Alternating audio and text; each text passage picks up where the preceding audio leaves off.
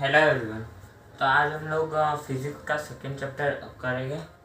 उसमें हमको ये सीखना पड़ेगा कि स्केलर और वेक्टर पहले होता क्या है। तो स्केलर मतलब ओनली मैग्नीट्यूड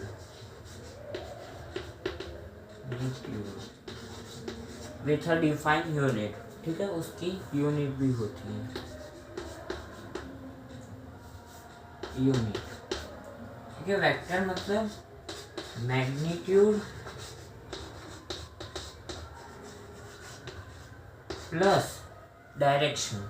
उसमें मैग्नीट्यूड भी होगा और डायरेक्शन भी होगा।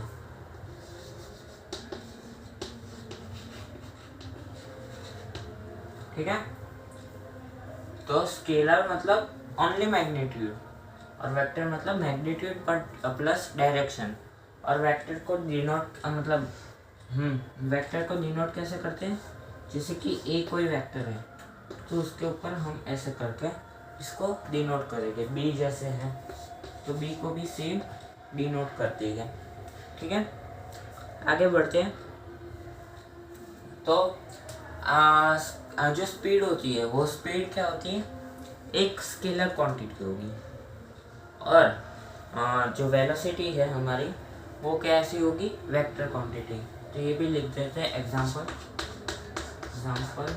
स्केलर में स्पीड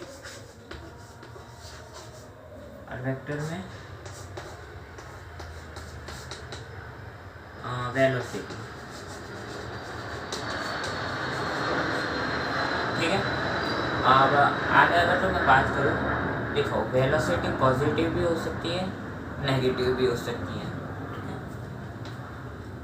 वेक्टर क्वांटिटी पॉजिटिव भी हो सकती है नेगेटिव भी हो सकती है। और हमारी जो स्केलर क्वांटिटी है वो हमेशा क्या होगी, ओनली पॉजिटिव। ठीक है, हमेशा ये पॉजिटिव ही होगी, कभी नेगेटिव नहीं होगी। दो क्वेश्चन कर लेते हैं।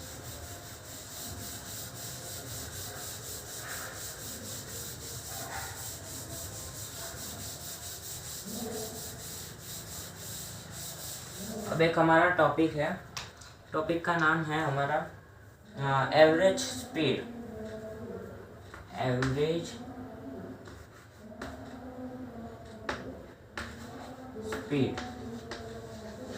ठीक है, एवरेज स्पीड मतलब अगर जो मैं point A to B to C, इधर पे मेरी स्पीड है 20 किलोमीटर पर आवर और इधर है मेरी 30 किलोमीटर पर आवर। तो मेरी एवरेज स्पीड कितनी होगी वो हम कैलकुलेट करना सीखेंगे। मतलब एवरेज मतलब जैसे कि हम लोग हमारे मार्क्स आते हैं एग्जाम में तो हम एक परसेंटेज निकालते हैं, एवरेज परसेंटेज, वैसे ही है ये एवरेज स्पीड। ठीक है,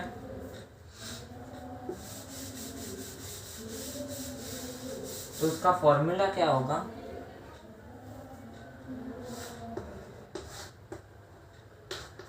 जैसे कि मैं इधर V1 V2 A B C, ठीक है, तो इसका फॉर्मूला हमारा हो जाएगा 2V1 V2 bye V1 plus V2। 2 क्यों लिया, क्योंकि इधर कितने पार्ट्स हो रहे, ये 1 पार्ट और ये जो हमारा सेकेंड पार्ट ये 1 और ये 2। ठीक है, इसलिए मैंने 2 लिया। अगर जो हमें इधर पे वेलोसिटी गिवन है तो वेल एंड गुड, अगर जो टाइम गिवन है तो उसे हम वेलोसिटी के टर्म्स में लिखेंगे। उसके लिए मैं आपको एक ट्रिक बताता हूँ। एक ट्राइंगुलर बना लेंगे। ठीक है, इधर लिखेंगे T, इधर H और इधर T। ठीक है, अगर जो मुझे डिस्टेंस निकालना है तो डिस्टेंस के लिए मैं क्या करूँगा, स्पीड इनटू टाइम। डिस्टेंस के ऊपर हाथ रख दीजिए, स्पीड इनटू टाइम। स्पीड निकालनी है तो स्पीड के ऊपर हाथ, डिस्टेंस बाई टाइम। डिस्टेंस ऊपर है टाइम नीचे है, टाइम निकालना है तो क्या करेगा, डिस्टेंस बाय स्पीड।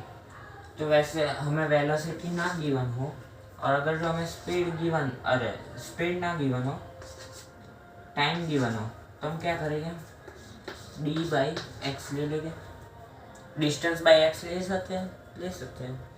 तो वैसे हमारे अलग अलग फॉर्मूला बन जाएगी। ठीक है, क्वेश्चन करते हैं।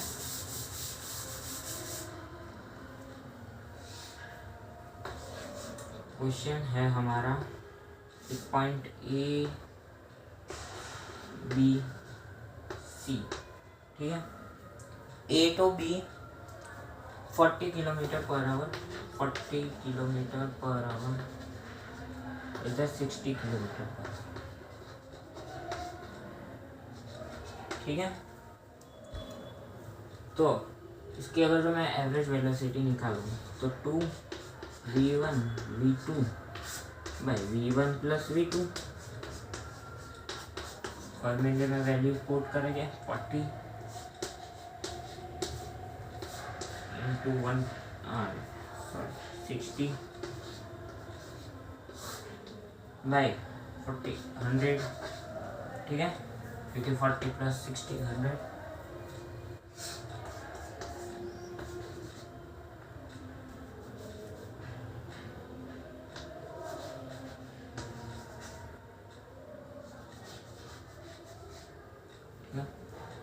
तो 4800 तो 48 किलोमीटर पर आवर हमारी क्या आ गई, एवरेज वेलोसिटी आ गई। दूसरा एक क्वेश्चन करेंगे, आप नोट कर लो।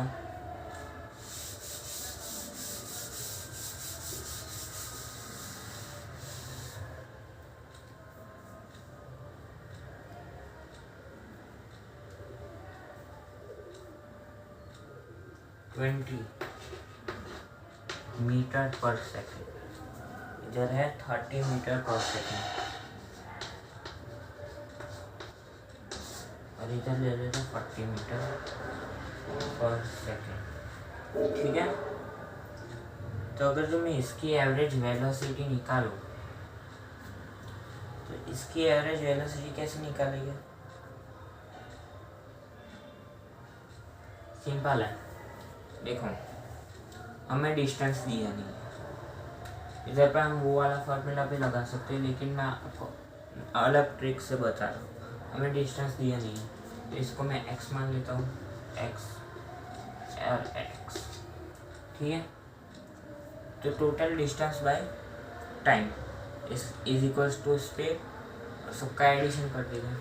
तो टोटल डिस्टेंस कितना हुआ, कितने x है, 1 2 3, तो 3x बाई टाइम। तो टाइम तो हमें पता नहीं है, तो टाइम कैसे निकालेंगे, DST। देखो DST, तो time is equal to distance by speed. तो पहले का क्या होगा, x/20 plus x/30 plus x/40। ठीक है, अब मैं एलसीएम लूँगा। एलसीएम कितना लेंगे, 120 लेंगे। अगर मैं 120 एलसीएम लूँ तो इधर क्या हो जाएगा, 6x plus 4x plus 3x bye 120, ये ऊपर चला जाएगा। तो 0 6 3 x बाई कितना 9 13 14x, x से x कट, तो 360 बाई 13। अब अगर जो मैं इसे सॉल्व करूँगा तो हमारा आंसर जो है वो आएगा 27.6 समथिंग मीटर पर सेकेंड। ठीक है, ये हमारा आंसर आ गया। ये सारे क्वेश्चंस मैंने पहले भी कराए हैं, लेकिन अभी क्या थोड़ा क्लियरेंस हो जाएगा हमारे माइंड में कैसे हमने टॉपिक को लिया है। ठीक है, नेक्स्ट टॉपिक है हमारा यूनिफॉर्म स्पीड का, फटाफट उसकी तरफ बढ़ जाते हैं। देखो यूनिफॉर्म स्पीड, यूनिफॉर्म स्पीड मतलब क्या होगा, अगर जो कोई ऑब्जेक्ट एक डिस्टेंस है, इक्वल डिस्टेंस इक्वल स्पीड में वो कवर कर लेता है तो यूनिफॉर्म स्पीड कहेंगे हम उसे। तो यूनिफॉर्म स्पीड की डेफिनेशन हो जाएगी, uniform speed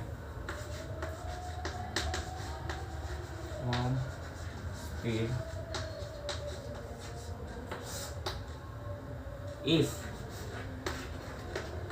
an object covers equal distance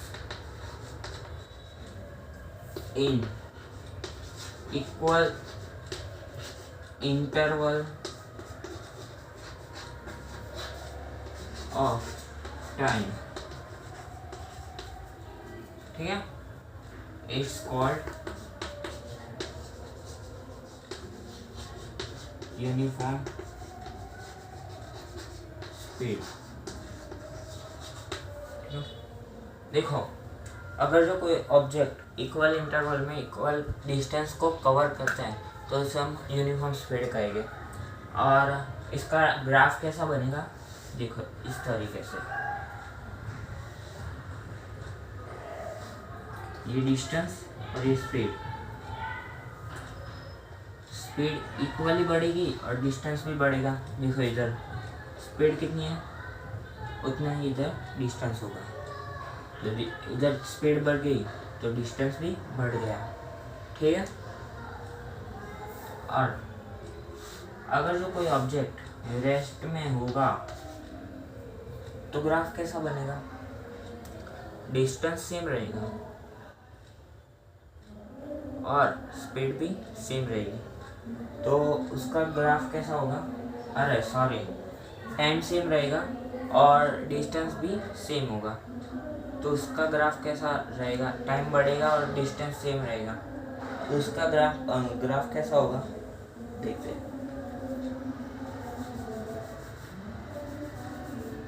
ये डिस्टेंस, ये टाइम और ये डिस्टेंस, उसका कुछ ऐसा हो जाएगा, ठीक है। आगे बढ़ते हैं। अब नेक्स्ट टॉपिक है हमारा इंटेंसिटी स्पीड, ठीक है।